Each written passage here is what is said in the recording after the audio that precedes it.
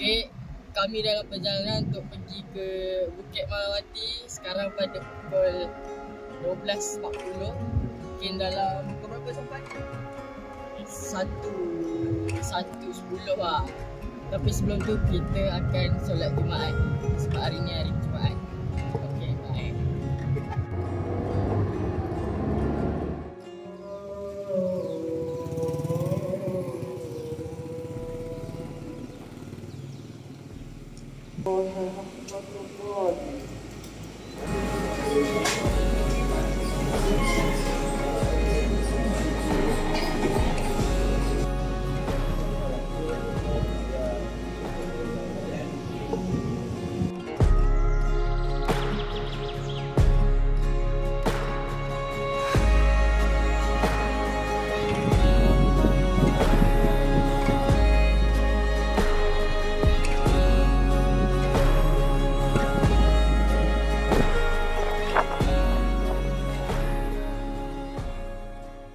Okay, hai, sekarang saya berada di Perigi Beracun. So, perigi ni digunakan untuk menyeksa tahanan yang menderhaka kepada ketua diorang. So, perigi ni dia akan isi racun paras dagu tahanan tu dan dia akan masukkan ke dalam perigi ni untuk diseksa, mungkin sehingga mati ataupun tak tahu hingga mati ataupun tidak. So, itu saja penjelasan untuk perigi ni. Kita pergi ke tempat lain pula.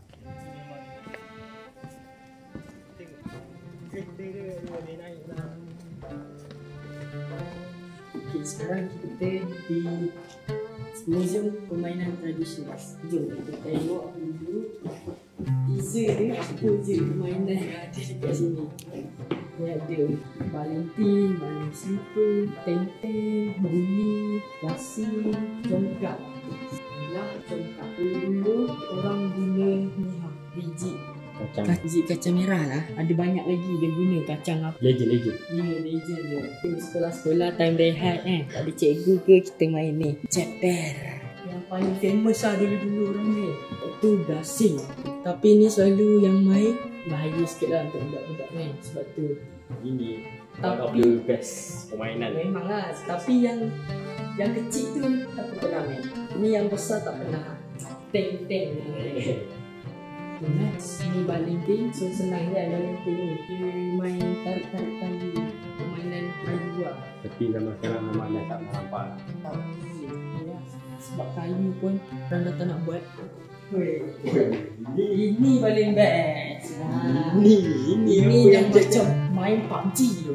Ini tengok perang. Ini main PUBG tapi real life. Kau bayangkan main PUBG real life. Ini mahal karya. Bukan buku. Sekarang apa? Sekarang main paintball. Tapi tu pun kena bayar. Dia tak boleh buat sendiri. Betul. Inilah permainannya. Inilah Sepak bulu ayam dan sepak takraw raga mereka. Itulah permainan-permainan tradisional yang ada dekat sini. So aku rasa macam lagi best mainan-mainan dulu daripada sekarang kan. Sebab sekarang main apa je, phone je. Tak banyak gerak. Tak berperlu lah, tak ada social Tak ada connection. Apa sih kita kena Kembalikan.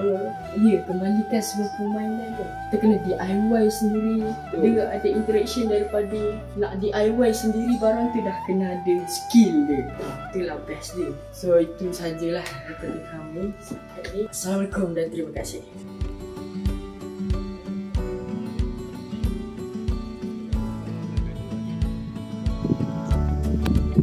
Okay, kali ini bersama dengan saya Bila Danish, kita akan sampai ke Museum Sejarah Daerah Kuala. Masuk.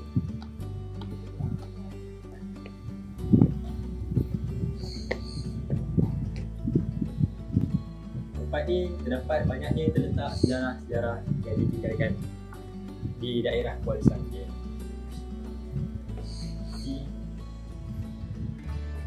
Ini adalah meriam yang digunakan masa pemerintahan. Ini adalah gambaran macam mana orang penjajah dulu datang ke Kuala Selangor. Kat sini pula ada, ini part yang paling saya suka. Sini ada replika baju perang. Ini orang dulu berperang pakai baju macam ni. Sini pula adalah senjata-senjata, terdapat keris, perisai yang digunakan Ni ada keris Jawa, Minangkabau. Inilah gambaran aktiviti orang dulu. Macam mana nak berdagang, kapal dia besar tu. Mesti ada orang-orang tengah angkat-angkat barang. Macam tu, dia ada menara untuk bagi arahan. Di sini pula ada senjata, tombak, peluru, pedang besi, undang juga dan lembing kayu besi. Ini adalah pakaian seragam polis yang digunakan waktu ketika dahulu macam ni, dengan hijab, ini pula adalah polis juga tapi era berlainan sikit. Ini adalah machine gun yang digunakannya masa untuk penjajah kita. Nampak tu rifle dia macam mana orang dulu dia melawan balik penjajahan.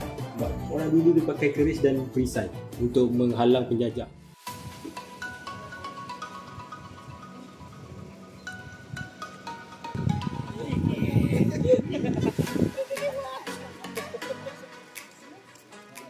Kami berada di atas tempat yang di mana letaknya batu hampa. Okey, tempat untuk memenggal dan memancung orang yang derhaka terhadap Sultan.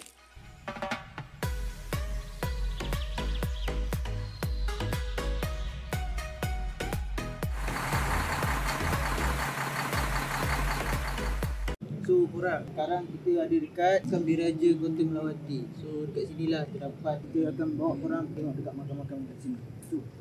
So dekat sini ada beberapa makam lah Diraja dekat sini. Tapi sekarang memang tak boleh masuk lah sebab ada kunci kan. So korang boleh tengok dari luar saja. Tengok sana.